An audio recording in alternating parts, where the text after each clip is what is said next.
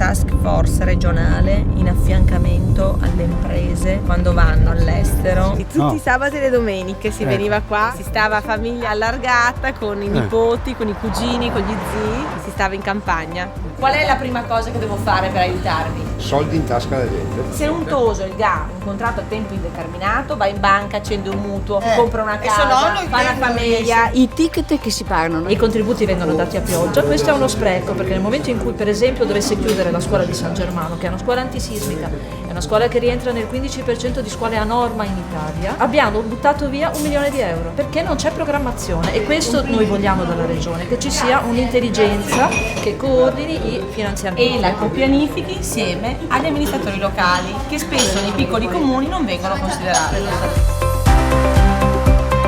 Disoccupati. Da quanto, signora? Un anno. L'incentivo viene dato anche all'impresa che assume persone che hanno più di 50 anni. Diciamo qual è la situazione in Regione Veneto? È drammatica. Abbiamo perso solo in 3 anni 20 postazioni nella classifica delle regioni europee più competitive. Allora cosa devo fare io da governatore? Devo agganciare i segnali minimi della ripresa.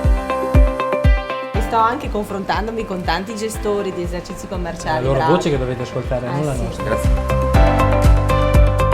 Perché ho perso la guerra perdendo mia figlia, ma le battaglie le continuo. Ma le continuo perché voglio le scuole sicure come sono le nostre case.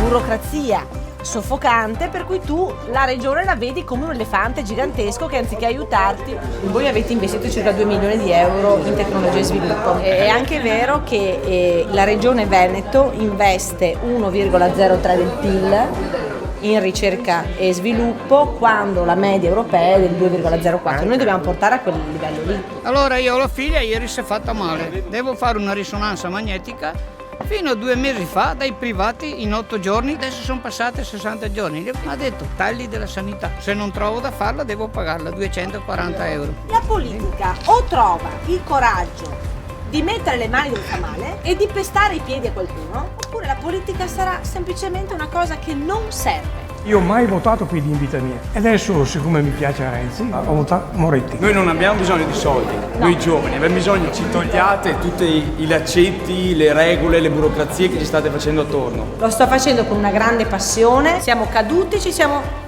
rimessi in piedi. Questo è il messaggio che voglio dare anche ai giovani. Si combatte per un ideale, per degli ideali, per dei valori. Io lavoro anche per questo, per non deludere, perché i veneti sono tenaci, non si arrendono, si rimboccano le maniche, ma guai a deludere le aspettative.